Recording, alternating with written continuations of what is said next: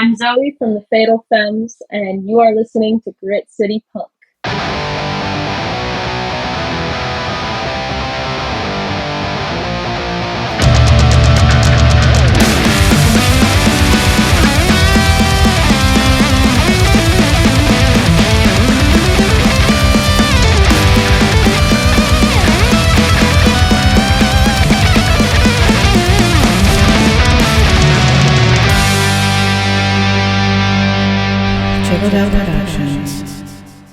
What is up? Welcome back to Grit City Punk. I am Jeremy. I am your host. This is, of course, Grit City Punk, Tacoma's only music and variety show focusing on hardcore, punk, and other DIY genres and scenes from basically Vancouver, BC down to Portland and all the way across the mountains. I'm covering the whole PNW, baby, the whole Northwest. So what's up? It's been 2 weeks since I've been in your inbox. A lot of stuff has happened, a lot of cool stuff. I've got an amazing interview today with Zoey from Fatal Femmes. If you don't know Fatal Femmes, please do yourself a favor and go get familiar with them. They don't currently have any music on streaming, but they do have 2 Bandcamp EPs. I suggest you go buy them both because they're great. And this band is doing big things. I've got an interview with Zoey, and we're going to follow that up with an unreleased demo of their song Sally Mae. But first, before that, we've got some new music to get into. A bunch of cool new music came out. Some albums to go over. But before that, we've got to cover the Hate Maxing Tour with We Might Die.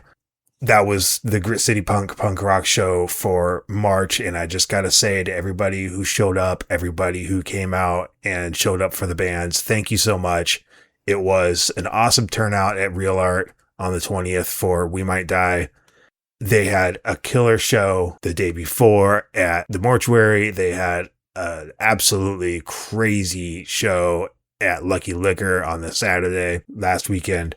So holy crap. Thank you everybody who came out to those shows. Thank you to the bands, Downsize, and thank you to Storm Boy, Liability, Dead Street, Zaylee Hayes, Disorderlies, Caps Lock. Thank you guys so much. Huge shout out to Rachel of Shred Till Dead Productions.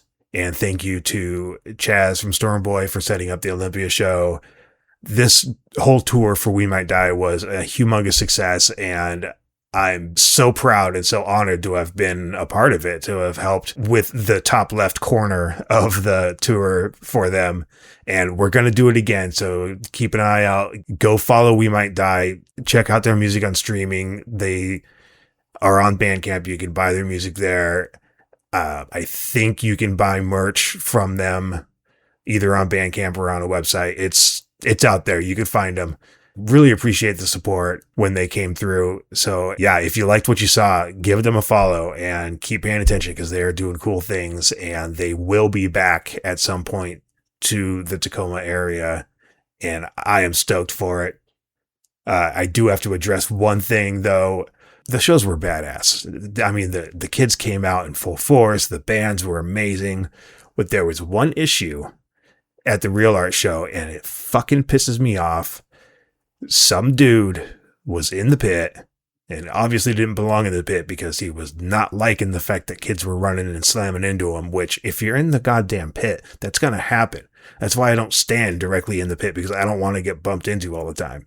If you don't want to get slammed or bumped or hit, don't stand in the fucking pit.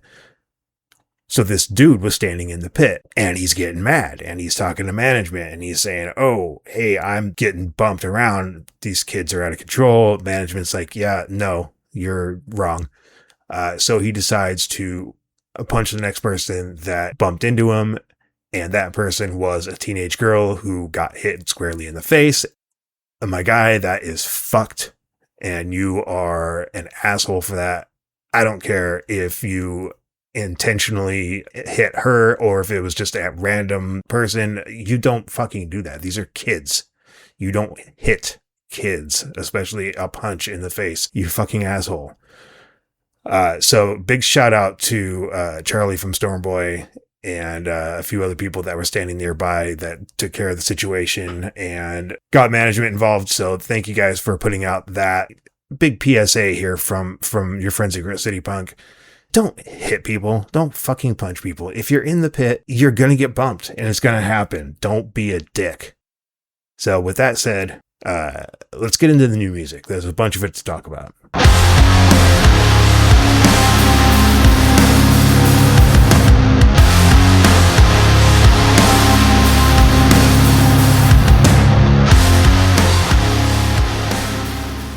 Okay, so a quick catch up here. Filth is Eternal, Seattle punk hardcore grunge band. Not really sure what to call them. I'll just call them really fucking rad.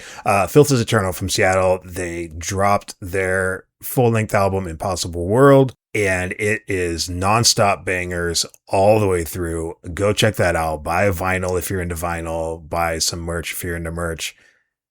Go see them. They will be playing a lot of places here soon to support this new LP that came out, Impossible World from Filth is Eternal. It has the Grit City Punk seal of approval. Please do yourself a favor and go blast that album because it's really good. Portland hardcore band Dry Socket, their full-length Self-Defense Techniques came out over the weekend. I haven't got a chance to listen to the whole record yet, but I love Dry Socket and the singles were amazing. So huge shout out to them. Very excited for that. They, I believe, are on a European tour right now. They will be back stateside for some shows in the summer. So definitely check them out and buy their vinyl as well if you're into it. Wake of Humanity, I believe they are from Seattle. They have an LP coming up. It's called Distress Signal. There's no date that I know of, but they said like spring. They dropped another single for it called No Device, another banger. Excited for this Wake of Humanity LP. It's going to be really cool. And one more album that came out that I've been talking about was Sucks Cells from the band Sucks. That album is out now, and also didn't get a chance to listen to that one over the weekend, but it's on my list for the week because I loved the singles and I'm excited for this. So check that out too. That album is available on LP, CD, and tape. So whatever your physical media fancy, you can support Sucks. They'll have some shows coming up soon also that I will be talking about. So keep an eye out for that. Now for the actual music that we're going to be featuring on the show. Seattle hardcore band. I think they're from Seattle. They're called Greatsword. They've been around for a minute. They put out a demo a while back. They put out a new demo. It's called Spring 26 Demo. It's got 3 songs. All 3 are absolute bangers. This is some of that really heavy beat down tough guy. I'm not sure if it's beat down or power violence, or maybe it's both. But it's definitely that tough guy, fuck you hardcore. And holy 2010s rap mixtape. What the hell is going on track 2? But that's what you're going to find out because I'm going to play the track for you. It's called Two-Face. This is Greatsword from their Spring 26 demo EP.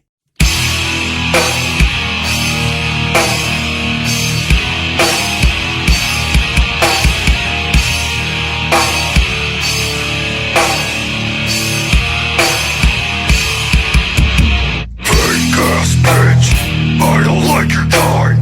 2 beats, motherfucker, playing both sides. Working on the room, we owe you a snake. All of that diplomacy, just to get to pay.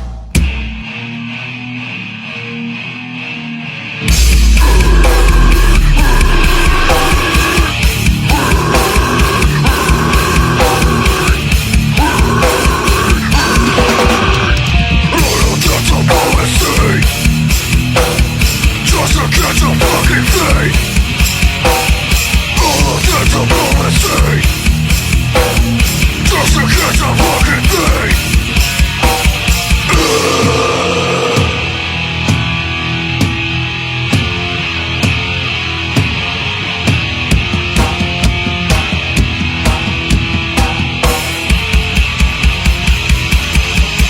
Don't say one more word. Think I heard enough. Keep it to yourself. Shut the fuck up. Don't say one more word. Think I heard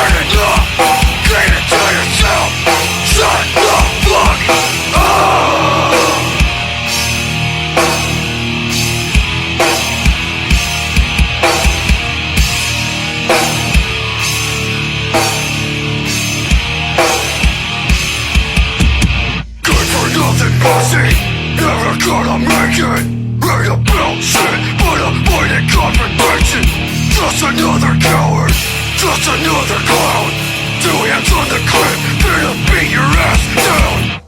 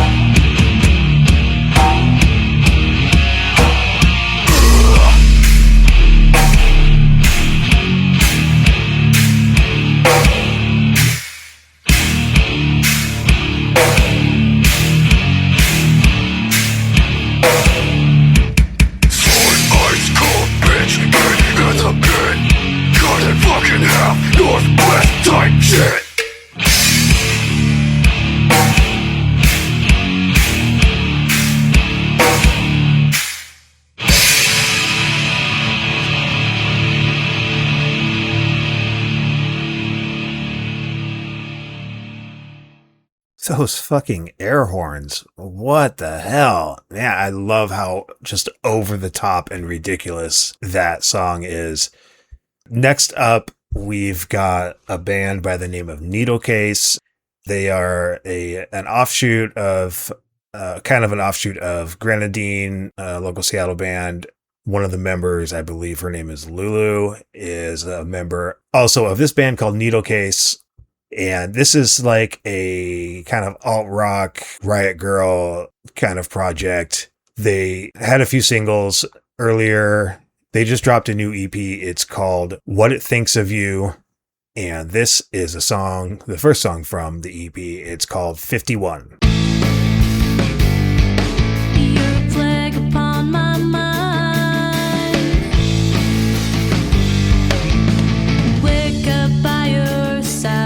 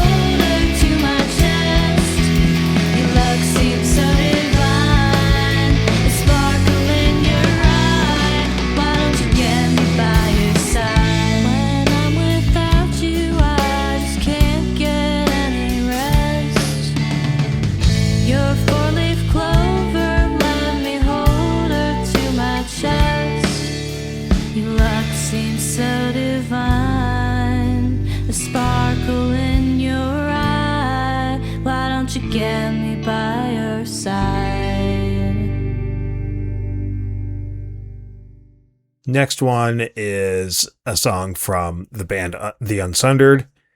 They dropped a new single called Snakes.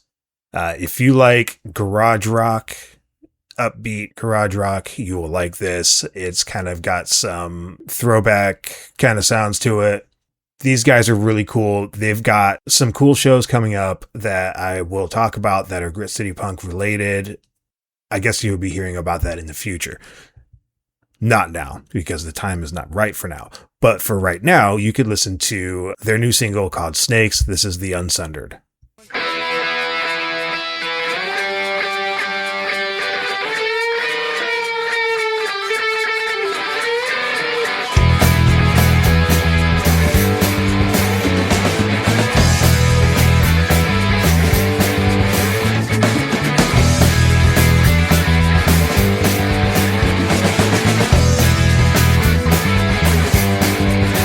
People are snakes.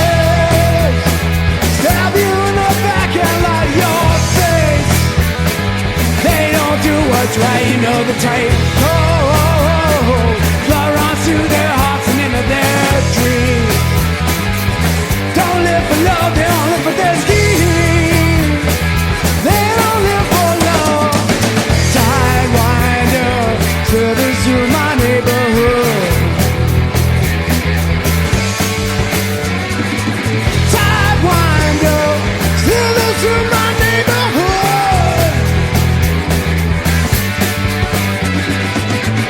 What she up to, I'm not certain, but I'm sure it's no good. How many times will a snake shake off her skin? How many times will a snake shake off her skin?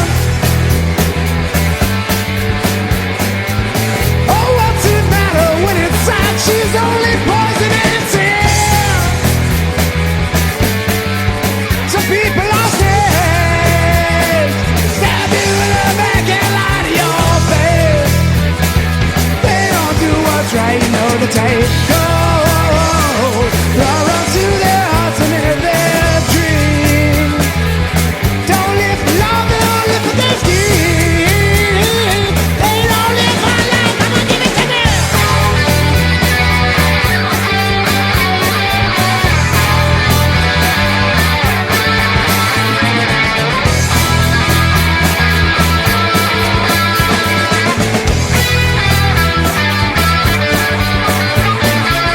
How mama snake bit me and it hurt so much. How mama snake bit me and it hurt so much. I've got a fever now, my body's too hot to touch. Hope I don't die, oh God, I hope and pray. Hope I don't die, oh God, I hope and pray. 'Cause if I live, those fucking things will have some hell to pay. Yeah, some people I say stab you in the back and lie to your face. They don't do what's right, no tight. No, they run to their hearts and into their dreams. Don't live for love, they don't live for their scheme. They don't live for love.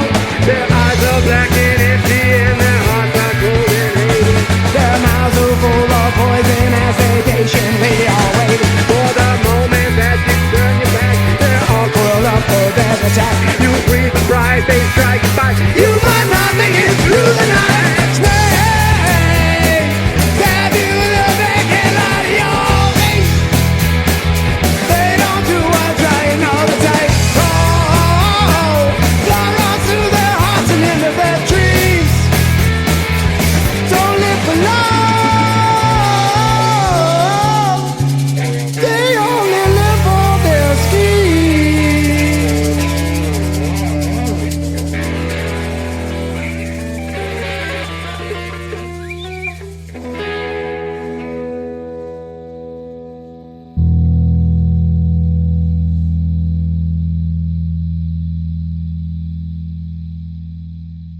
Street punk, hardcore punk, oi punk band The Indicted. We've talked about them before. They've put out a couple of singles last year that we covered that were incredible. They just dropped a new single called Tyrant in America, and it fucking slaps. So check it out. This is called Tyrant in America from The Indicted.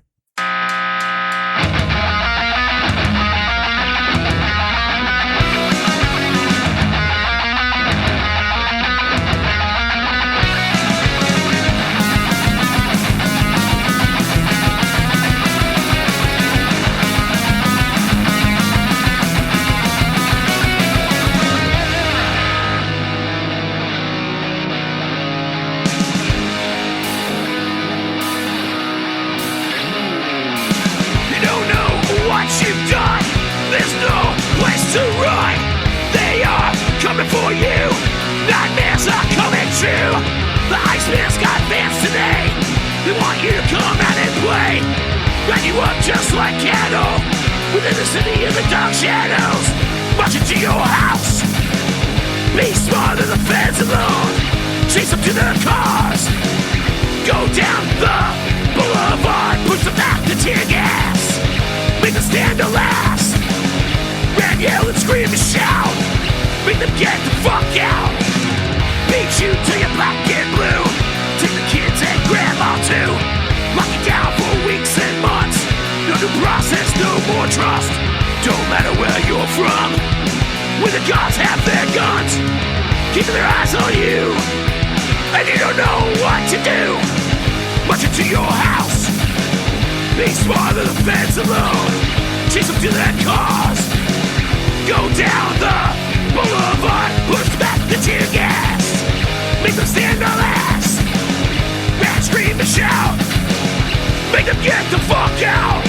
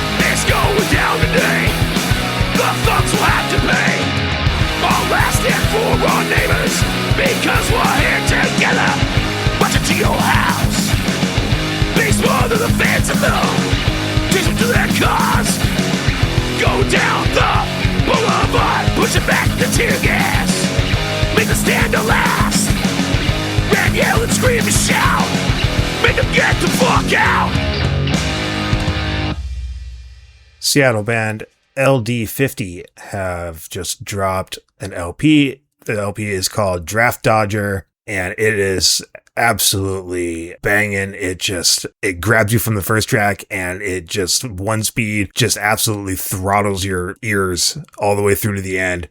Really short too. It's just a cool little, I guess it's actually kind of more of an EP if you go by length, but whatever. It's LP. It's a release, and it's streaming everywhere, and it's on Bandcamp, and it's awesome. It's called Draft Dodger from LD50. This song is called Mutual Combat.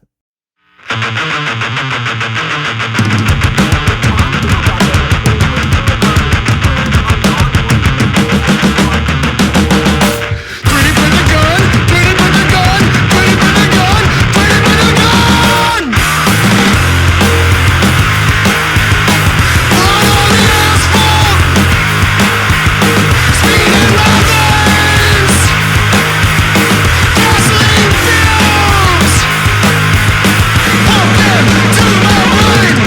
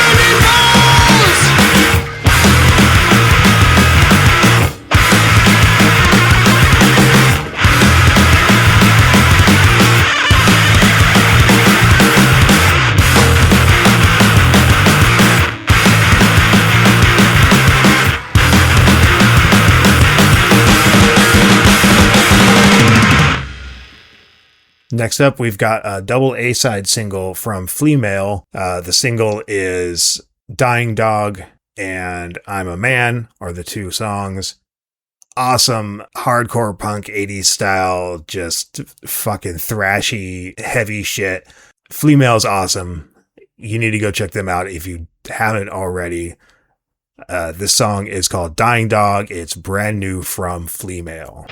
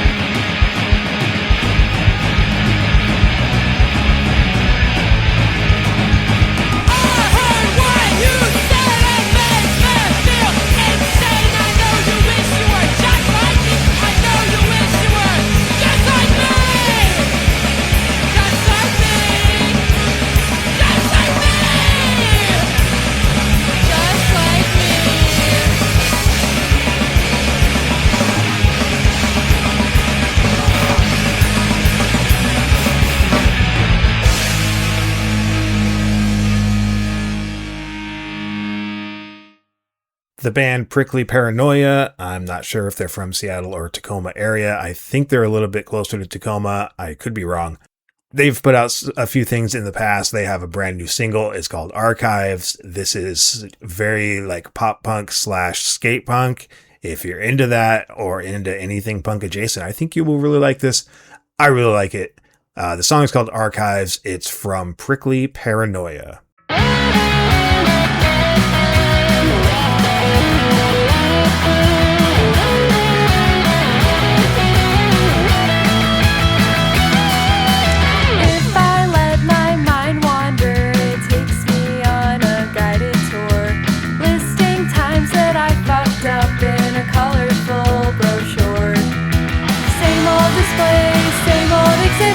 Time to decide what I should have done different. I'm so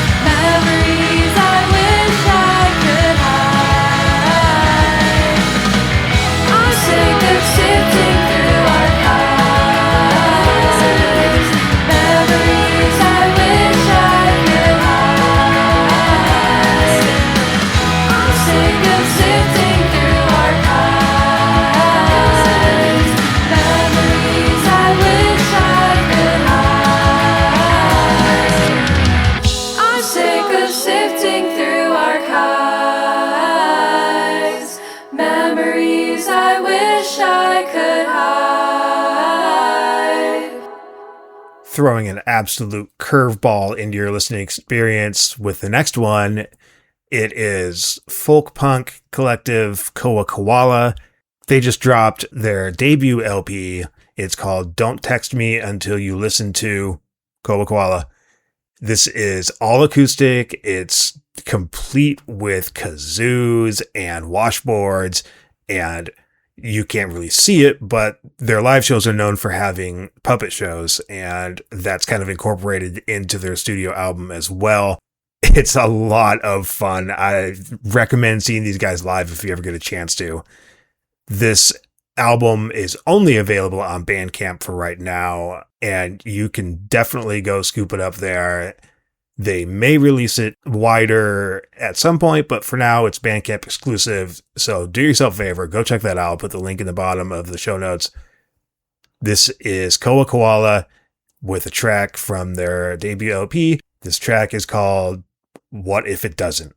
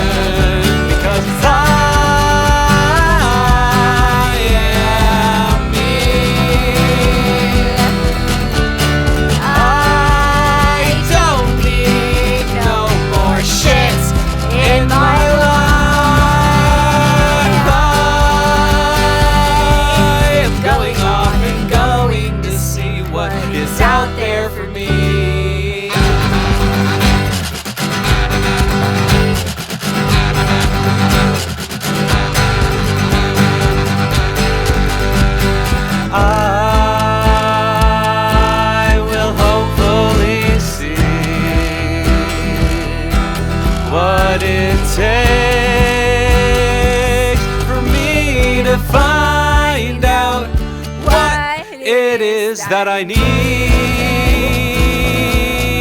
in my life. I felt so lost, but now I see hope on the horizon. But oh, what if I fuck up like I have before? Is it even worth it?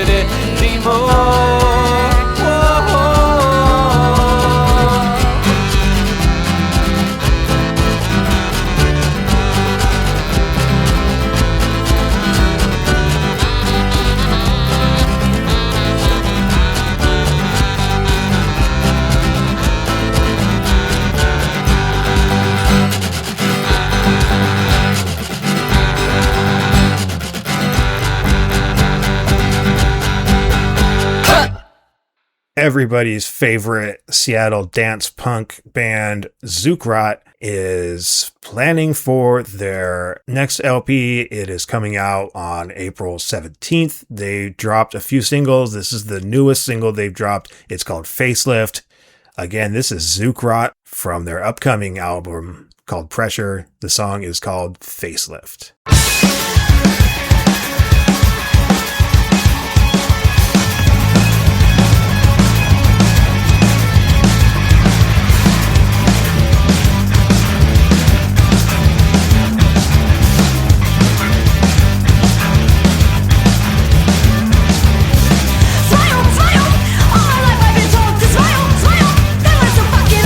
Sometimes I want to feel more than a bliss. Sometimes I want to feel my way to be a piss. Let it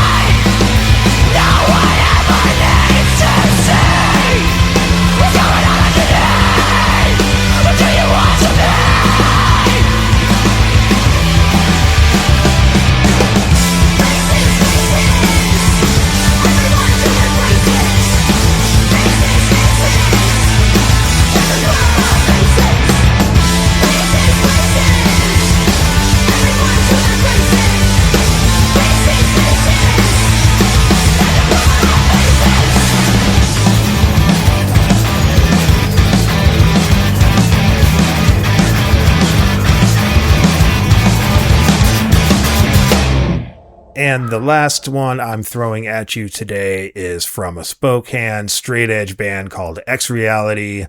They put out, I think it was maybe a month ago, they put out their debut release, also called X Reality. And because this is awesome, they have a song called X Reality. So they did the whole Black Sabbath thing with it. I think it's totally rad. But I'm not going to play that song for you right now. I'm going to definitely go listen to that song. Listen to the whole damn EP because it fucking rules. So this is X Reality from Spokane, and this song is called Slaughterhouse.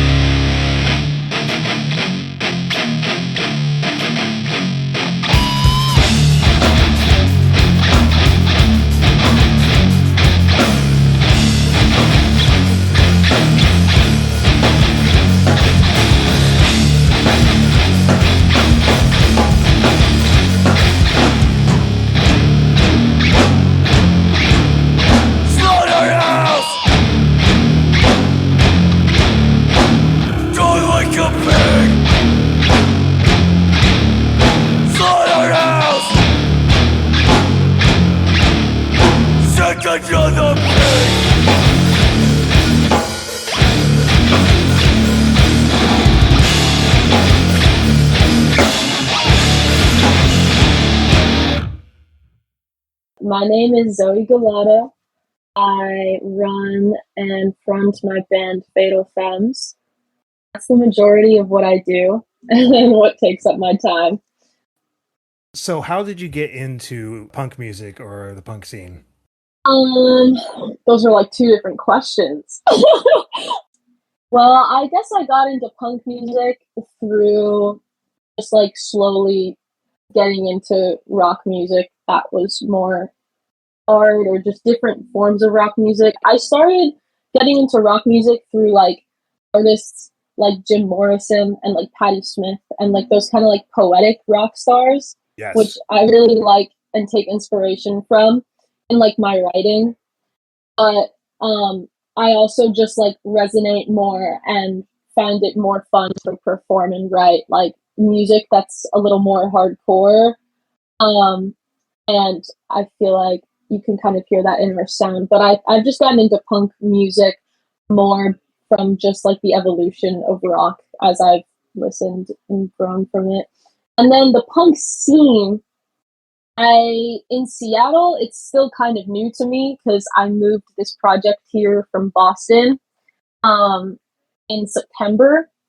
So I just moved to Seattle in September, but I have experience, doing music professionally and like kind of just getting into the scene. So since I've been here, which I did move here to like 100% pursue this project here.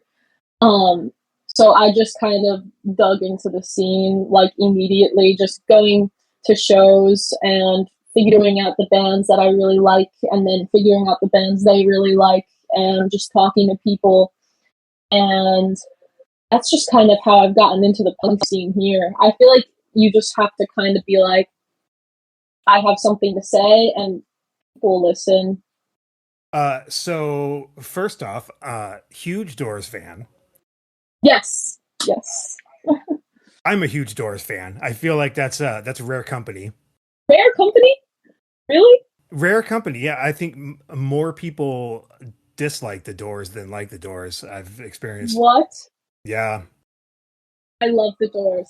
I love the Doors, like lifelong Doors fan. And honestly, not knowing that, when I saw you guys perform, I saw that in your vocal delivery. Cool. Were you or are you a music student?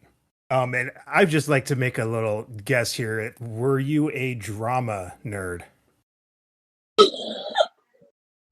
I was both Okay. of those things. I went to school in Boston, which is where I moved from, at Berklee College of Music. Okay. So you're like highbrow. I didn't finish my degree though. Oh, okay. Well, okay. Yeah. Honestly, I have many takes on Berklee, but maybe that's for a different time. We can get into it if you want to. Yeah, but I went to school at Berklee for 2 years.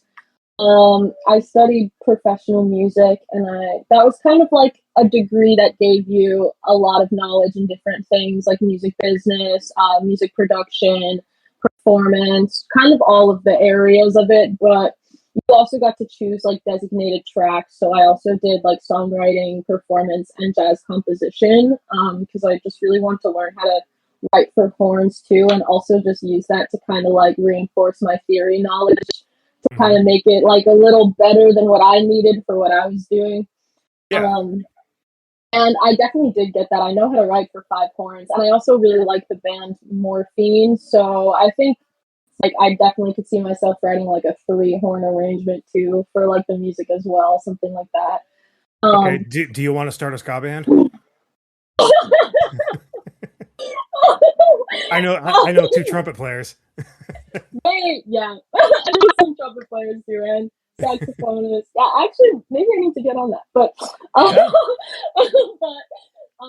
yeah. And then I do theater as well from like 5th grade to senior year of high school. But that's partly because it was kind of just the only performance opportunity that like my school offered, and like my district. The program was never really that developed, so it was kind of just the only chance I had to like. It was like I always did it to sing, but then I would just be like, oh, I just also have to read these lines. But Right. Yeah. You wanted to sing, but you were forced to act. Yeah, I did like dancing though, Yeah. even though I'm not a dancer. Nothing wrong with not being a dancer and still liking to dance. Yeah. How does your musical and theater education and experience translate to or affect what you do with Fatal Femmes? Definitely. I mean, being in theater itself just allows you to like break out of your comfort zone. And at least in my experience, a lot of the roles I would get like throughout middle school and high school, at the time when I received them, I would always be a little upset. Like I'd always want to be like the main person in all of the musicals, and I'd always get like the one side character that's like funny and like kind of embarrassing to play when you're like a kid, but then like actually like I realized like later on in life that they gave me these roles because I would be like the only one that would actually do it and like do it well and be like, well, now I have to do this. And like, like I get like for one of the plays we did like an interactive play for like one of the years, because they always do like one play, one musical, and like my character, I had to wear like aluminum foil around my face as like fake like teeth like dentures and like put my hair in pigtails, and I had to like go around and talk to people because it was an interactive play and like pretend to be like a nerd, like my character was a nerd. And like if you got that role, like most people would be like, ew, like I don't want to do this. Right. Which like wasn't me, and then I was like, well, I guess I have to get over it and play this character now because that's what I got. And that was kind of like a lot of my roles in high school, but in a way that really helped me like just get over myself, I guess, which allows me to, I guess, take up space and like move around while I'm performing. Yeah.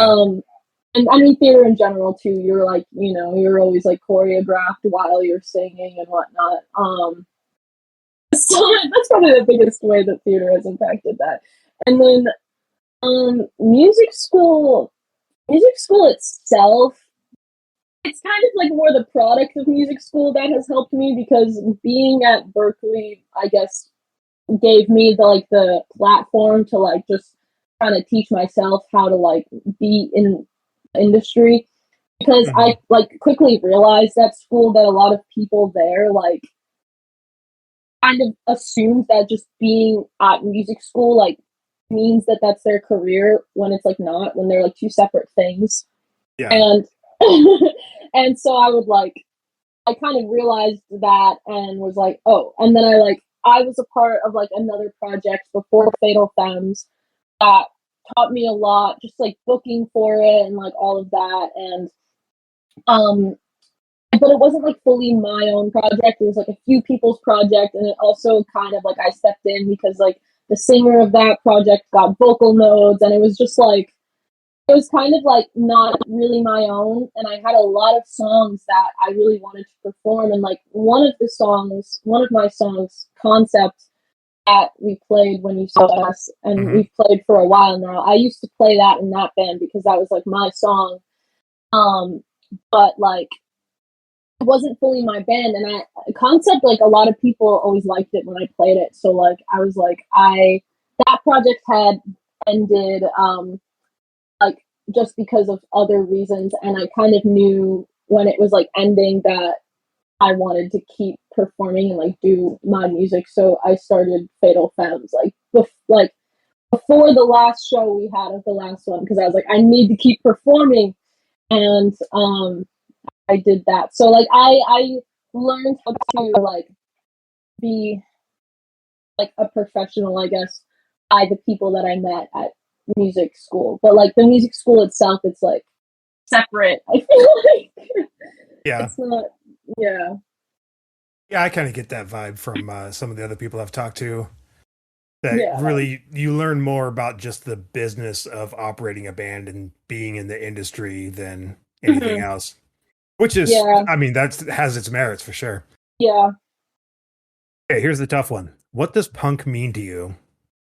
Punk just means like taking up space, being unapologetically yourself, being kind to everyone, like creating a space where everybody is free, just being fully unapologetically yourself, I think, is like the biggest thing. So you kind of started to talk about it. So you are from Boston. How did Fatal Femmes come together? That you built that band or that project in Boston, correct? Yeah, I built it in Boston, but I'm not from Boston either. I'm from New York.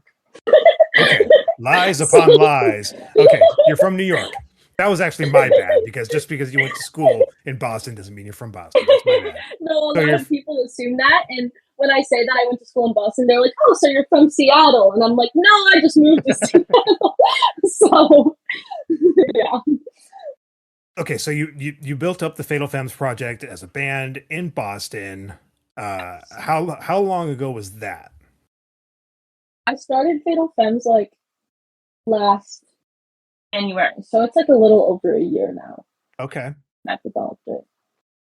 So I'm assuming that the band that you had there is not the same band that you have here.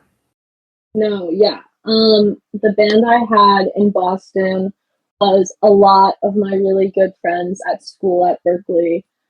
And they were so awesome. When I first decided to move out here, it was like it was for a lot of reasons. Like, I couldn't really afford to go back to school at Berkeley anymore, and also I couldn't really afford to stay in Boston anymore either, because I'm fully self-supporting, and Boston is just way too expensive. Honestly, like, people think Seattle is I was going to expensive. say more expensive than Seattle. That's what everyone says, and my answer is yes.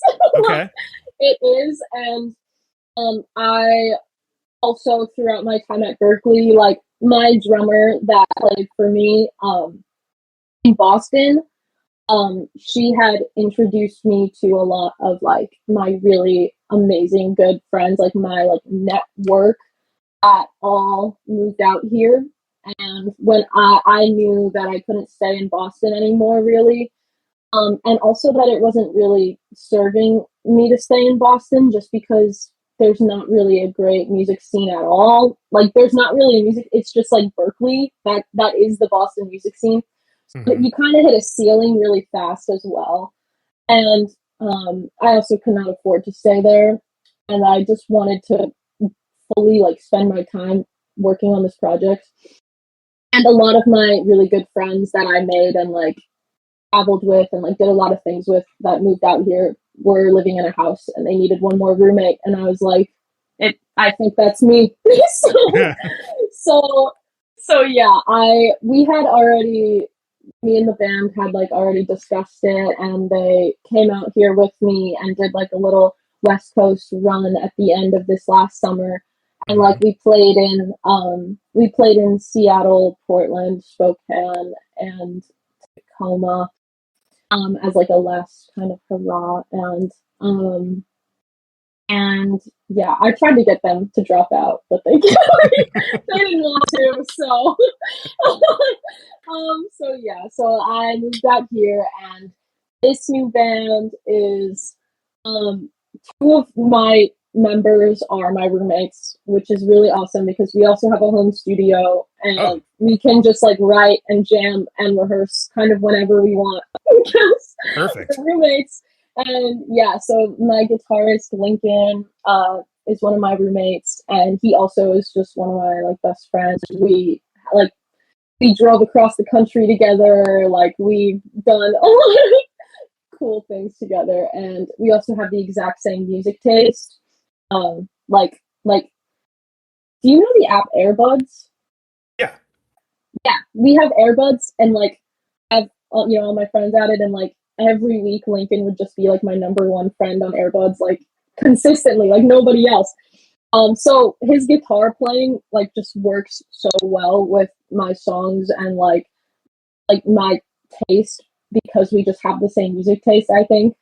And he's also a songwriter himself too, so I think he just kind of gets a lot of things like already. And then Jameson as well is one of my roommates, and he worked so well because he is like so energetic, and he really likes like PJ Harvey, which is like a band that I take a lot of inspiration from, that I just really love. And like he likes a lot of the bands that like their drumming styles just also work super well. He's just like energetic and like enthusiastic about like playing, and like he's just such a perfect drummer for us to have as well. And then my bassist Cassius, it took the longest for me to find, because when I came out here, I kind of found them as my band members, but I was like, I really want like a femme person to complete this band, and like it makes sense. That. It's in the name.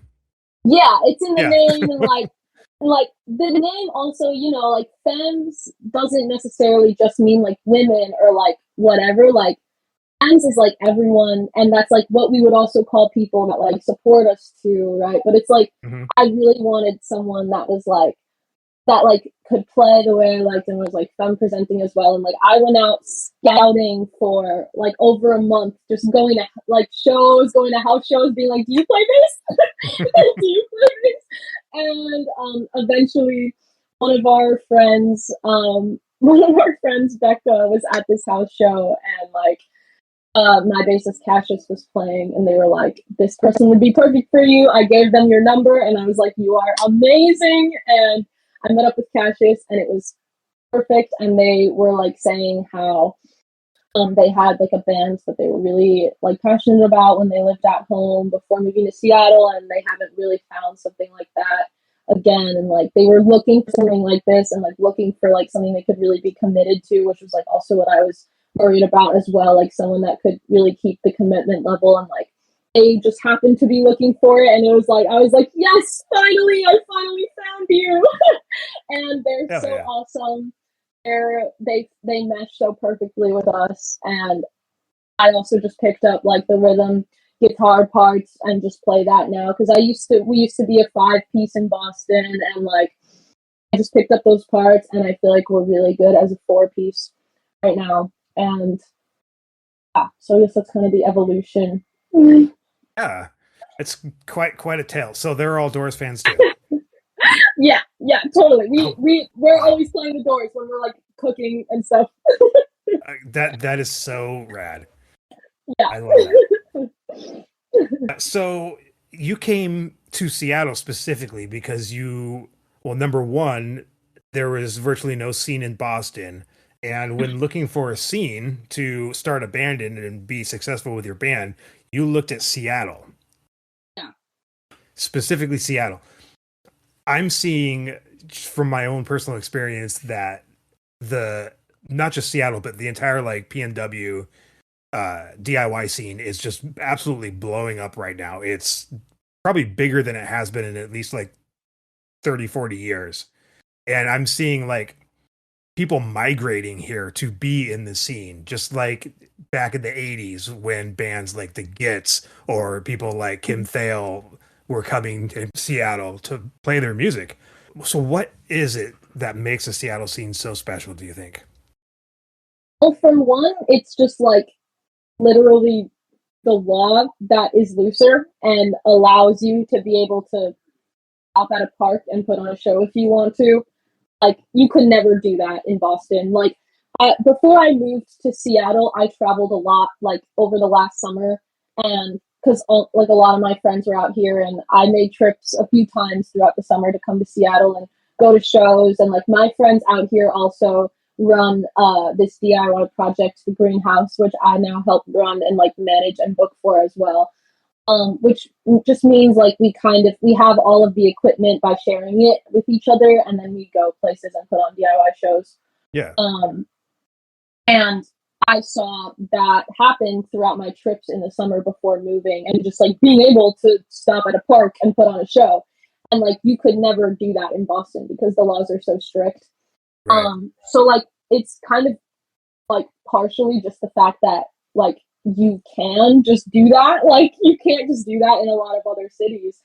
And and then also just like I think another thing is that the climate a lot of the time is so gray and moody, and I think because of that maybe more people than other places like Boston might be looking for like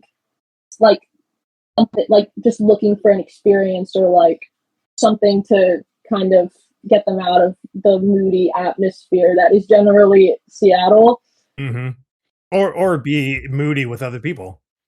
Yeah, like like something to fall back on. Like having this strong scene, I think, is really important just to like get through the seasonal and like the climate that it is.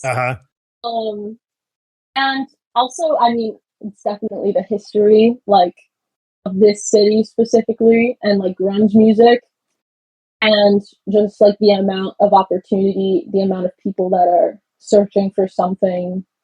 There's just a lot here that makes it special, I think. Yeah, I totally agree with that. So what has been your favorite experience so far with the band and or in the scene here?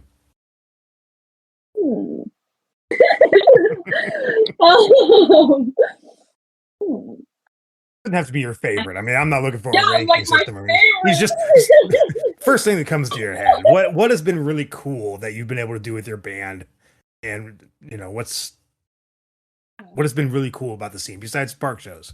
Park shows. I mean, park shows are rad, but I am concerned for the kids about park shows because they oftentimes turn out not the way people like them to turn out.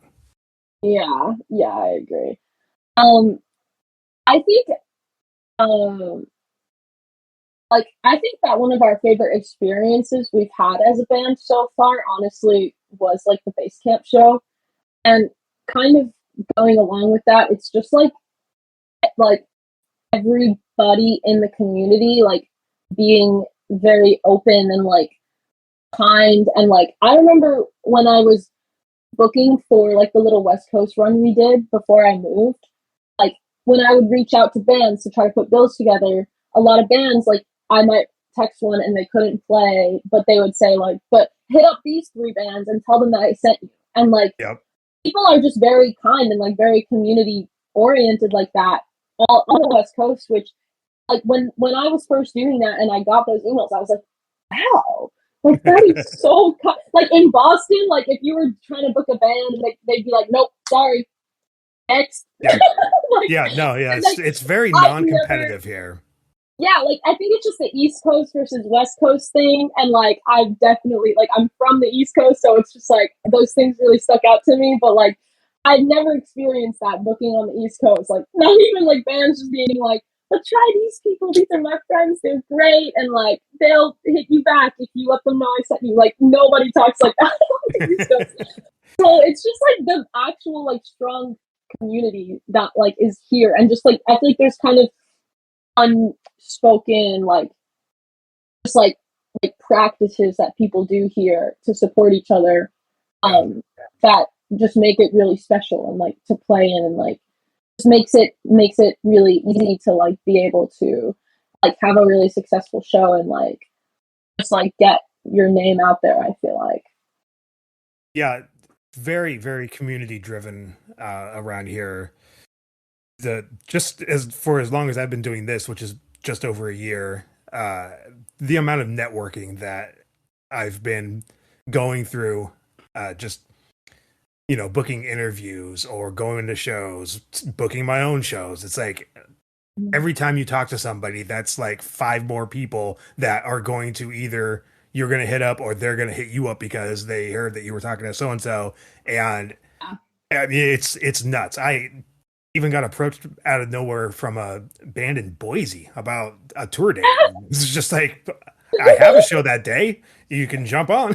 And it was, wow. Yeah, it's really crazy the amount of networking that happens here. Everybody is really into just spreading the love and sharing the joy in the art. Totally. Besides Seattle and besides Boston, what are some other what other cities have you played in? You played in Portland. You recorded a demo there, right? Or a live album? Yeah. We played in Portland at the Coffin Club, and we did record 3 live songs we put out on Bandcamp there. And that was with the previous band. Yeah, the previous that was lineup. Previous band. Mm-hmm. Yeah. And we played in Tacoma at Real Art, which I love that venue. I do too. Yeah. We played Spokane at the Big Dipper. That was really awesome. Like that was just a really awesome show. A lot of people came out to that, and it was really amazing, honestly, like the energy. Yeah, I've heard Spokane has a pretty good scene. Yeah. People like might overlook it sometimes, but I feel like it shouldn't be. We've played Olympia. We just played Olympia last month at Rhythms Coffee. It was a very cool, kind of intimate gig. Yeah, very small. Very small, but it was fun. Playing with your back to the street window. Yeah. That's got to be weird. But it's like really cool and quirky though, and there's like band posters like on the walls like everywhere in there, and like so many bands have played there, and it's just like a really fun, quirky thing to do, I think. I mean, I've done gigs and stuff with like other projects, other things like in New York when I used to live there, but I really only lived there like high school. Like I moved after high school, so mostly with Fatal Femmes, like these cities plus Boston. Let's talk about your writing process, your songwriting process. Yeah. So what comes first for you? Is it like a a music thing first, or is it a lyrical thing, or is it like a performance thing? What goes into writing a song?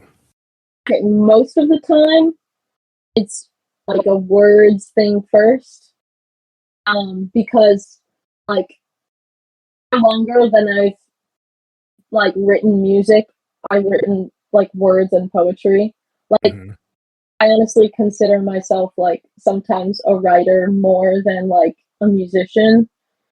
Like part of that is because like I never really had access to instruments for most of my life until I like started working when I was 16 and then like used my paychecks to buy myself like a keyboard and a guitar, and I kind of just self-taught myself. I also never had like a private vocal coach either for most of my life until I again started working, and I like got a vocal coach because I was doing like I was going to prepare for college auditions, and I was like I need to get myself a voice teacher. Yeah. But like because of that, like I've always wanted to play instruments. Like I would write poetry about wanting to play instruments, but like I just couldn't for a lot of my life. So I've always just been a writer though, because that's Mhm. always something I could have and do. And so I would say like I've practiced writing for like so many years of my life, and like I would write songs, like I would write songs that I would just like sing out loud, like in like fifth grade. Like in fifth grade, I wrote like a whole album of songs, and I like made my classmates like get involved, and I like burned CDs in my basement for like my fifth grade band. I'm pretty sure it was called like The Beat or something. um, like so I've always like written and wrote songs just like into the air, and like but that kind of just helped me a lot come up with like arrangements and like song structures, because like when I like end up writing a song, like then I'm just thinking about how the entire band fits into it as well, and like everything that I want in it, and like things that I want in my song arrangements that I kind of just keep as a list in my head. I'm like, have I done this yet? And yeah, so it always stems from a poem, and sometimes it's kind of just the poem like straight on, and I just like change a few words so that it fits like a song form. Yeah. That's what concept is. Like I completely wrote concept as a poem first in my journal, and I actually do remember what it was. It was just like a poem for because I start my song concept with the words, "You don't know who I am, you'd explain it like rain." But the poem, it just starts with like, "You think you know who I am, you'd explain me like rain." And they're just like little things I tweak to Yeah. fit like a song form. And that poem is kind of just like straight up the lyrics to that song. Sometimes it's like something that develops over time. Like a lot of the time, my songs develop from poems that I've rewritten like 5 times, and then it becomes the song lyrics. It always stems off of a poem most of the time. Or alternatively, instead of reworking it 5 times, it's something that I write or like speak aloud, and that literally just becomes what the lyrics are after doing it once. Like that was like our song Backstabber. That one was more music oriented first because we wrote it as a band.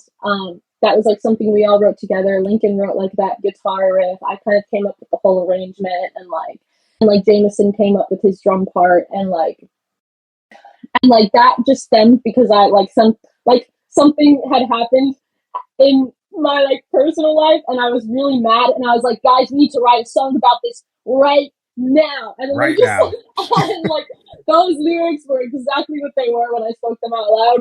And I also had practiced a lot throughout the years, like spoken word as well. And like I did like I haven't really found the communities yet in Seattle for this, but I've also done a lot of like open mic spoken word things, and like would Mhm. just speak my poems aloud. So I also kind of just like just have experience and practice as well, just like speaking things, even if I like some of them are things I've written and some of them are just kind of coming up with it. I guess I also kind of take inspiration from like beat poetry and like Mhm. and like Tom Waits and like Jack Kerouac and like just the yappers too. Yeah. So so a lot of it stems from that first, and then I'll come up with like a melody that I want and a chord progression that fits that, and then I'll bring it to the band and see how they take that chord progression. Or sometimes it's like very like probably 30% of the time it's me messing around on my guitar, and then I come up with something I like and add words that have been just like in my head that I wanted to do something with that I haven't yet. And yeah, so I would say like 70% of the time it comes from the words, 30 it's maybe like the music first. Or sometimes we do things fully as a band together, and I'll be like, I really want to write this, but I honestly know that I can't write it as good as you guys might, so let me tell you like exactly what I'm thinking and what I want this to be and what I want the arrangement to be, and see what you guys do as well. So I kind of like to make the full band songwriting kind of collaborative. Like I'll give them the structure and the arrangement, but then see how they take it, make changes as we kind of go along so that everyone feels like a part of them is in the song. Yeah. Because I really like want people to like what they're playing and really feel like they're expressing themselves too, even though they're like my songs. That was a lot. That was a lot. That was good though. That was a good a lot. What other genres are you into? What are some of your favorite bands? Oh my god, I listen to a lot. Like, I listen to a lot more than the type of music that we play. I really like electronic music, like stereo and like Cortex. Like that's kind of like electronic jazz fusion almost. Yeah, I really like Stereolab. Every time someone asks me this, I just have to open my Spotify, honestly. I need to do that. Right listens to 500 bands. Somebody asks a question, you forget all of them. Like yeah. Yeah. So yeah, like there's poets, Tom Waits. I like the Cocteau Twins. I like shoegaze, like LSD and the Search for God. I really like. I also like folk music, Shaky Graves and Bob Dylan, of course. Yeah, that fits neatly into the beat poet and the folk music. Yeah. Yeah. Yeah, I like Billy Strings a lot. Like, I really like just a lot of the greats of like every genre, like Billy Strings and like of folk and like blues, like Susan Tedeschi, like the Tedeschi Trucks. I really like them. That's kind of more folky. I guess Jeff Buckley. Like, I like a lot of just like the really good songwriters of every genre too.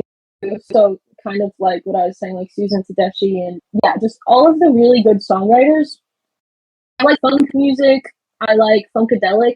I like Michael Urbaniak. He's like a Polish composer. He has this album Ecstasy. That's like probably one of my top 10 albums of all time. I love Television, Marky Moon, a great album. The Velvet Underground, of course, that kind of goes with Lou Reed and that whole genre. But yeah. Leonard Cohen. Yeah, Leonard Cohen. Love his books and his music. Mm-hmm. I love jazz music. I love Charles Mingus and Miles Davis and all of the great jazz musicians as well. So you're just a big old chicken gumbo. Yeah, like Napalm, Hiatus Coyote. I could go on and on, honestly. Just honestly everything. Perfect. So besides music, what else are you passionate about? Like reading and writing. I feel like I've kind of talked about that already, but I'm a huge reader. I've always been a huge reader. Poetry and novels and like nonfiction books, like spirituality and just like research. And I like a lot of books that's like studying your brain's reaction to like music and art as well. Like there's this one book I have called Musicophilia, and it's like they write in the book about how this person got like struck by lightning and like lost their memory or something, but like remembered all of the words to their favorite song, and like they just write about like a lot of these like crazy instances where music just like broke through people's brains, which is so those books are cool too. So I read a lot of like everything, and like comic books as well. Also like political books and philosophy. I used to study philosophy when I went to Berkeley. I was getting a minor in it actually. But then the last semester I was there, they got rid of all of the philosophy courses. And that was literally like a minor that you could do. So I was getting the minor, and I had planned to take more classes, and then I couldn't anymore. But That's dumb. yeah, I really loved studying philosophy, and I took like an aesthetics philosophy class at Berkeley, which was really awesome too because it's still philosophy related to art. Mm-hmm. And I'm really into that as well. And then writing, I like writing, mostly poetry, but like short stories as well. I really want to write like one day I really want to have something like publish a book that's kind of like Zoey Galata's version of like Just Kids by Patti Smith. Like that sort of just like all encompassing like her entire journey with like art and love type of thing. But like written it's just written so like just so beautifully. And what else? I like going outside and like just being in nature, taking hikes or walks or Again, you picked the right place for it. yeah. It's really beautiful here, and it's also awesome because a lot of it is new, like the way that it is, because I love like the beaches on the East Coast and like the sun and everything, but here it's like it's so beautiful. The mountains and everything, like I've never experienced that on the East Coast. So yeah, I really love it as well. I mean, where else can you go that you're less than 2 hours from mountains, deserts, oceans? Yeah. I'm really excited for this summer. It'll be like my first full PNW summer. Yeah. Welcome to smoke season. Yeah, for real. Yeah, so I like being outside, and I like photography. I do like kind of photography for myself, but I also like doing kind of like solo shoots for people. I think I have a good eye for like kind of getting what people want out of those things. And yeah, that's some of the things I like. Just some. You're a busy person. Yeah. Okay, so what's up next for Fatal Femmes? You are working on recording, right? You are in the process of professionally recording. Yeah. When I moved out here, I made a connection through one of my coworkers, who is also a session guitarist, and he introduced me to the producer that he plays guitar for, which is Ken Stringfellow, who played bass in REM and Big Star and the Poisies, which were really cool rock bands in like the 70s, 80s. Okay. Also was just like a touring musician throughout his life. He went on tour when he was like pretty young with Neil Young, and like he went on tour playing. He played bass there. He also played keys for Patti Smith. He has a lot of professional music experience, but he also has produced and like engineered like hundreds of albums because he has a home studio out in Bothell, and I connected with him because I knew that we would be recording out here, and we did like a tour of his home studio, and it's beautiful. Like it is a separate building attached to the house that he stays in when he's in Seattle, because he lives between Seattle and France. Oh, wow. And, right, like dream life. But and it's beautiful. There's super high ceilings, like really beautiful, like old grand piano from like 1912, and like he has like isolated vocal booths, a mixing board. He has output gear that he mentioned he bought from Elliott Smith. He knew that name drop would mean something to us, I think.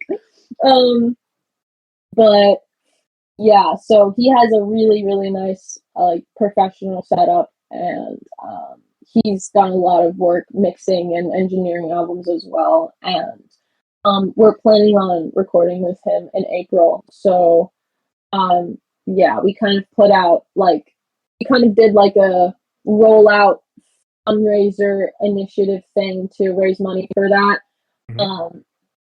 Which first we recorded 3 kind of contrasting songs in our set list that we perform like every show in our living room, and just like kind of mixed it ourselves. And the person that recorded it is Zach Bentz.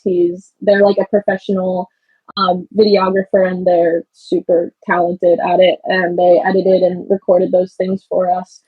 And and we kind of just put those out to like show, to be like, this is where we are, like this is what we're trying to record in the studio, and then we announced the fundraiser. So yeah, we're planning on recording in April, at least to begin with. It'll be like a full album, and we're gonna do some music videos for the singles as well. We're gonna be filming them with Finn Baker. He does a lot of really professional music videos around the West Coast. He does music videos for the rapper Yanni, if you know who that is. I believe I've heard the name. Yeah, he's pretty popular in Seattle. He does a lot of his music videos, and he's really awesome. And my best friend Lexi from New York, she does acting, and she's directed a few of her own films, and our musician friends in New York, their music videos, and she's gonna come out here and direct those music videos for us as well. So we have a lot of fun things along with the music too that we're planning. Oh yeah. Yeah, well, judging by the living room recordings and the live performance, I'm excited for the album. So that's probably, what do you think, like late summer, maybe fall release? I think the first single will be like late summer, fall. Okay. So that we can get a really good music video and like get some like action around it, because we're still very new to Seattle as well, and I really just want to make sure everything we put out as we put it out like will be heard. Yeah. So we have a really good show booked in June, and I'm hoping that as long as everything goes kind of according to our timeline, I can get out like a first single before that show that we're going to play. It's going to be at Real Art Tacoma, and we have like Black Ends on the bill. Oh, wow. Yeah, and I'm hoping to have some other cool headliners too. So yeah, catch me at that show for sure. Yeah, so that'll be in June, but I'm hoping by then, maybe first Fatal Femmes single out. Yeah, definitely looking forward to that. Over the course of this interview, you've touched on 3 out of my 4 pillars of like foundational music for me. The Doors, Bob Dylan, Neil Young. Any chance you're a Pink Floyd fan? Oh yeah. Okay, yeah. There you go. Perfect. You get the Grit City Punk stamp of approval. I love it. It doesn't mean anything, but I know. What's my real prize? The real prize is that you've successfully answered every question that I had for you, and done it in a generous amount of time. So if there's anything else you'd like to say, anybody you'd like to shout out, any announcements you'd like to make for the month of March or April? Okay. The first thing is, of course, to check out our fundraiser. It's on GoFundMe, and it's linked in all of our social media, which is fatalfemmes.music on IG, or Fatal Femmes Music on most of the other apps. And it's all linked in our link tree. I'll put the link in the bottom of the show notes too. Oh, thank you. Yeah. Even just sharing it like does a lot. So we always ask if, like, we never expect, like, anyone to act, like, donate, but, like, just sharing it out to people really helps a lot. Yeah. And, we're kind of all working, and most of us not even 21 yet, and studio, like, albums are so expensive, and a lot of it is, coming out of my pocket just from working. And so we'll also have announced kind of something that me, my friends in the Maya experience and the greenhouse as a whole is kind of working on putting together, which is in April, we are planning like a kind of rock music festival at the punk rock flea market. Okay. It's going to be April 4th, our day, and it's going to be called Fool's Fest after like April Fool's Day. So it'll be like a fool's theme, like jester clowns, like playing cards, things like that, those kind of images. And okay. So I should come in full Juggalo paint. Yes. And we have 8 really cool bands all confirmed for this, including Utopia Experiment. Awesome. We have the Maya Experience, Mm-hmm. Lock, Flesh Produce, Roji Biv, Benevolent Soul, Fatal Femmes, Sunbather Die. The homies. Yeah, basically just the homies. Yeah. We also have art vendors coming, all different types of vendors, like vintage clothing, people that make handmade goth accessories and jewelry, and just all different arts vendors and flash tattoo artists. I kind of scouted artists that do different styles, so there'll kind of be someone that does something for everyone. Like gothic tattoo styles, some American traditional, a little bit of everything. And awesome. We have a long day planned, April 4th, of music and art vendors and tattoos, and it'll be at the punk rock flea market. And that should be announced like the end of this month, early next month. So that's definitely something to look out for. Yeah, that's the day before Easter, for people counting at home. Yeah. Yeah. So Easter weekend, go out and spend a Saturday with some punks, getting some tattoos, watch some awesome music. Cool. Well, Zoey, I thank you very much for joining me on the show. Thank you so much for having me and interviewing me.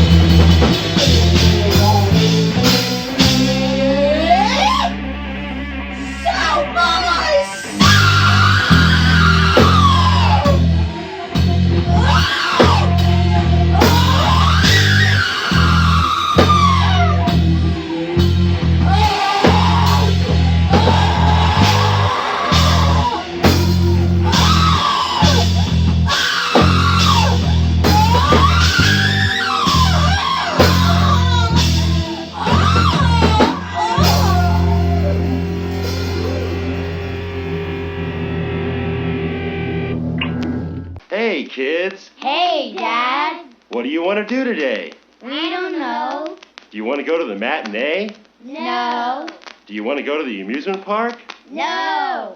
Do you want to go to the punk rock show? Yeah, let's go to the punk rock show. Okay, strap in, kids. We've got a lot to cover here. This is going to be your concert calendar for the first part of April, and there is so much to cover. So first up, April 1st, Wednesday, as in like the day after tomorrow when this releases, at Lucky Liquor is MFD, Hypnotex, and Reaper Punks. That's at Lucky Liquor.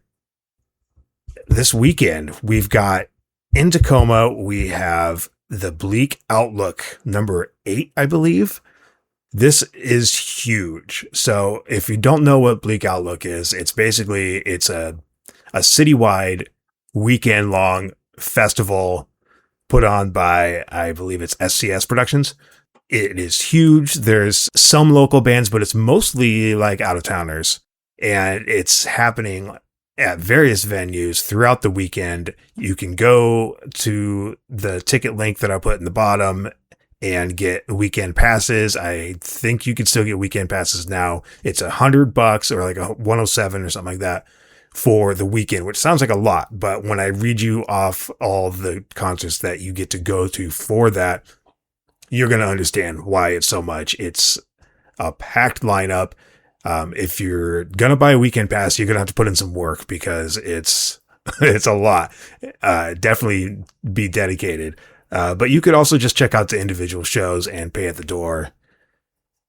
So let's get into this. Bleak Outlook 2026 kicks off on Thursday, April 2nd at the old Rite Aid on Hilltop. That is going to be No Floor, Snorkeler, Miss Cummings, Pet Mosquito, Sex Mex, and Black Ends.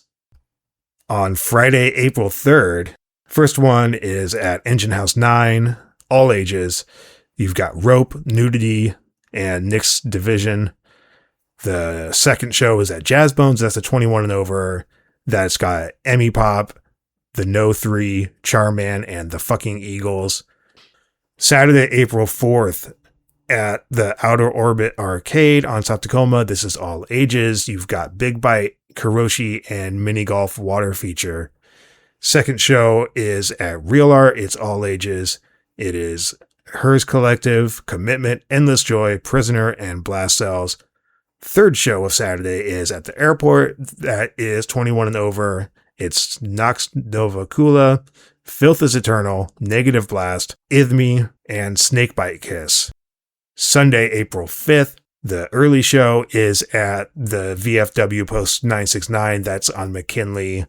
You've got The Coolers, Sucks, Stetson Heat Seeker, Amy Beth and the Creeps, Carney Come, and The Strange Chords. And finally, the last show is Sunday evening.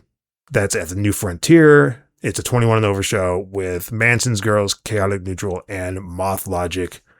Holy shit, that's a lot of bands. So definitely, if you want to get the full experience, buy the weekend pass at the link in the show description. It's a lot of work, but I think it would be worth it if you have the time to put into it. And like I said, you could just hit up the shows individually if you want and pay at the door. Also this weekend on the 3rd and the 4th of April, the Greenhouse presents Fools Fest at Quality Flea Center. This is put on by Greenhouse. We talk about it a bit in my interview on this show with Zoey, who is a member of Greenhouse. On the Friday show is Black Ends, Beautiful Freaks, Cassie, Aaron Gooby and the Zips, and Katika. That's a stacked lineup. Saturday the 4th is Flesh Produce, Maya Experience, Caps Lock, Roy G. Biv, Fatal Femmes, Benevolent Soul, and Sunbather Freaking Die. That's the Saturday show. There are also art vendors, and I believe there's going to be like food and other entertainment stuff. And it's Fool's Fest. So they are recommending that you show up in your best fool, jester, or clown getup. I can recommend going in full Juggalo paint because that is the move. So anyways, you will probably catch me there on Saturday. I'm excited for this. This is a really awesome show, and I'm so stoked to be there and check out all these bands and all the vendors as well. So that is Fools Fest at Quality Flea Center by the Greenhouse. Okay, and then we just have some regular shows coming up. Also on the 4th at Lucky Liquor is Trash Sound Conglomerate, Chance to Steal, and Just Barely. That's, of course, an all-ages show. On the 7th, which is a Tuesday, you've got Guilt, Coping Method, Filth is Eternal, Miss Cummings, and Sneer. That's at the Black Lodge on the 7th. On the 8th, which is Wednesday, you've got Tarina, Peace of Mind, Apex Predator, and Impertinence. That's at Real Art. On Thursday the 9th, at the Spanish Ballroom, is Co-Defendants and Pretty Deadly. I might be at that one. I haven't quite got it figured out yet. Co-Defendants are awesome. If you don't know who that is, go check them out. They are the coolest mix of hip-hop and punk and ska that you will ever experience. So definitely, if you're able to get to the Spanish Ballroom on Thursday the 9th, do that. Also on Thursday the 9th at Real Art is Monster Watch, Serpentfoot, and Zaylee Hayes. The Sirens, Aylin Naylor, and Cuvier at Wild Child. The Sirens, that is a new group by Jody Ellen and Tara Chug. It's going to be awesome pop punk kind of emo stuff. They are releasing a single. This is their debut show, and they have their single coming out. So make it to that if you can at Wild Child in Olympia. That should be really cool. Saturday, the 11th, is Fishy Fest at Real Art. This is a big one. This is Evelyn's Casket, Acerbity Thrash, Fishy Mushroom, Well Adjusted, Filthy Traders, Sharkyologist, Riot Orgy, Hiram Be Freedom and his Honky Tonk Holy Ghost Revival, Ooze, and Doubler Muffin. That's at Real Art on the 11th. And just a little sidebar here, Doubler Muffin that's one of my new favorite band names. That's fucking incredible. So that's Fishy Fest at Real Art on the 11th. Lucky Liquor on Sunday the 12th. You've got Mr. Dinkles, Sneer, Toxic Tears, and Fatal Femmes. That sounds like a rad show. If it wasn't a Sunday, I would be there. So you've got tons of opportunities to go catch some live music this weekend and next weekend and the days in between. Yeah, definitely hit up Bleak Outlook if you are up for it. If you're in the Seattle area that weekend, go to Fools Fest. I will see you there on Saturday. I have to mention really quick that the next Grit City Punk Rock show is on April 24th at Slice of Life Pizzeria in Tacoma. That is going to feature Caps Lock, Truancy, Kids on Fire, Cassie, and MFD. It is Bring the Ruckus at Slice of Life. Don't miss that. I'm telling you, that is going to be the show to see that weekend. And finally, I'm going to give you some huge news on Capitol Radio Day, which is happening June 6th in Olympia. That is, if you're not familiar, Capitol Radio Day is a few venues, a lot of bands, all on the same block in downtown Olympia. It's McCoy's, Lavoyer, and Wild Child, and a ton of bands, and they're all playing. You can buy the ticket for the whole event. It's like $25. Not a bad price to see all the bands at all the venues. You'll have to make some choices though, because I'm sure there's some overlap in the times. But regardless, Capitol Radio Day in Olympia. Tickets are on sale now, advance tickets, with the caveat that you don't know who's playing, but you just know that it's going to be a banger. Well, we're changing that now because I'm going to give you the first announcement of bands right now. So this is basically half of the bands that are playing. I hope you're ready for this, because this is, if you haven't already got the tickets, this will probably make you want to go get the tickets. We've got Fermented Soul from Olympia, Of Wires from Portland, Aaron Gooby and the Zips from Seattle, Eep Oop from Seattle, One Drink and Other Lies from Portland, Spacer from Olympia, Deludo, motherfucking Deludo from Olympia, Cassie from Spanaway, yes, Spanaway, Brute from Olympia, and Dead Bars from Seattle. That is a stacked lineup, and that is only half of the bands that will be there that you can see with your single ticket purchase for Capital Radio Day. I will be there. I hope you will be there. We've got the next round of announcements coming on April 13th on Grit City Punk. That will be my next episode. I will give you the final grouping of bands for Capital Radio Day, but holy shit, that's already a stacked lineup. So we are in full festival mode here between Capital Radio Day, Fishy Fest, Bleak Outlook, and Fools Fest. We are in full festival mode here.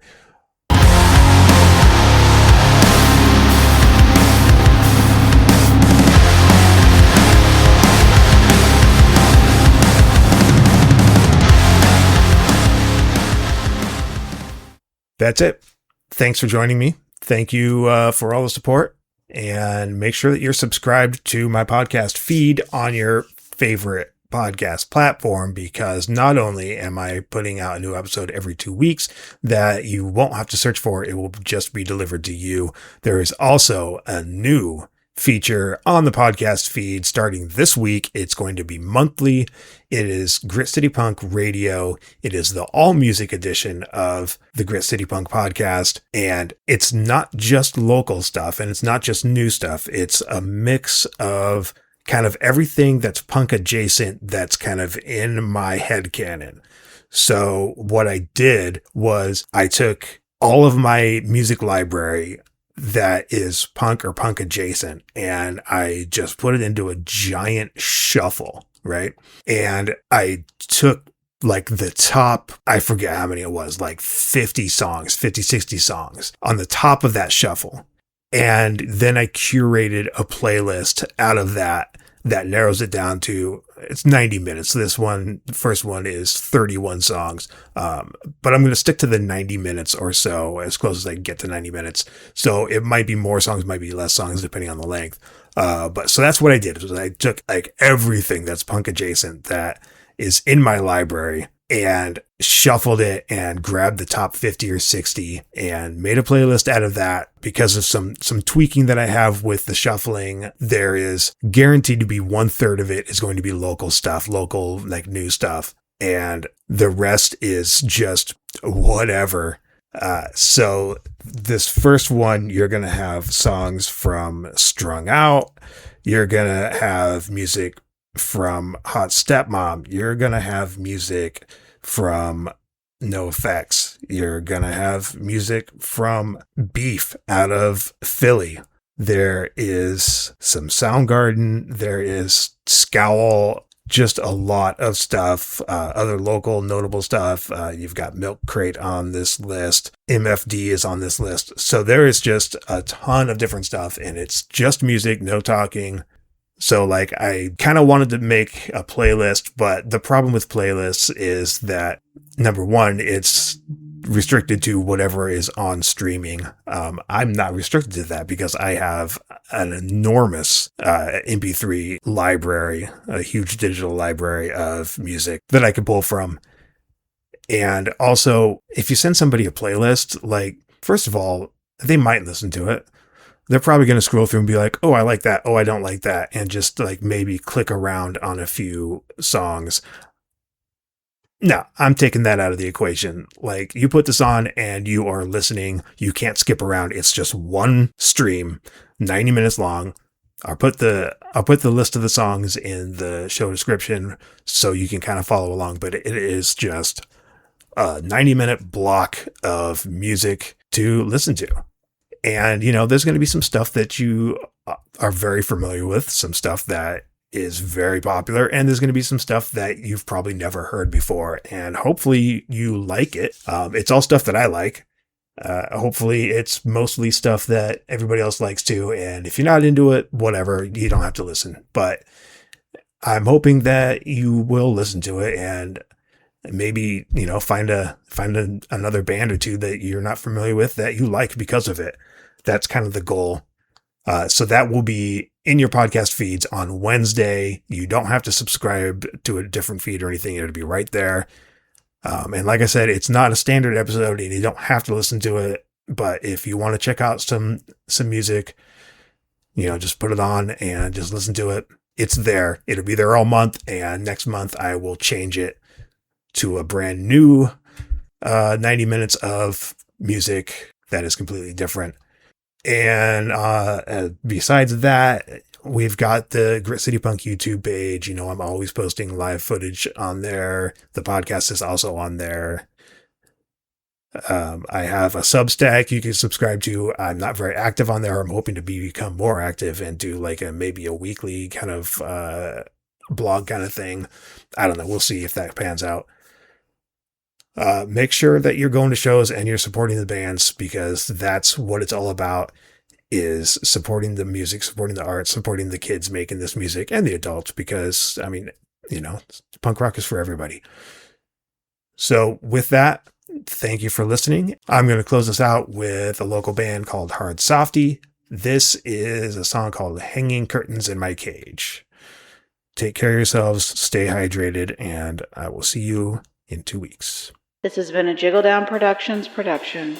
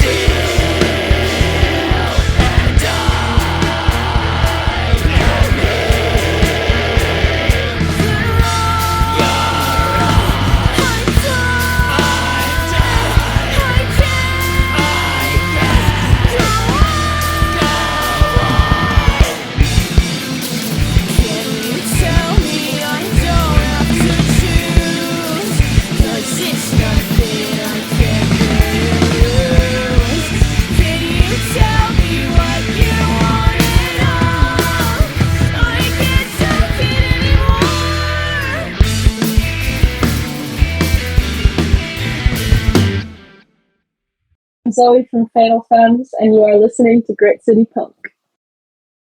Awesome. Now do it 3 more times. Okay. You're an actor, remember? You're an actor. Let's go through it. Try different voices. Try different emphasis. Okay. I'm Zoey from the Fatal Femmes, and you are listening to Grit City Punk. That's one. You didn't actually have to do it 3 times, but I mean, you do Oh. whatever. I got what I did. I'm really Thank you. gullible. That's all right. That's all right. Okay, thank you.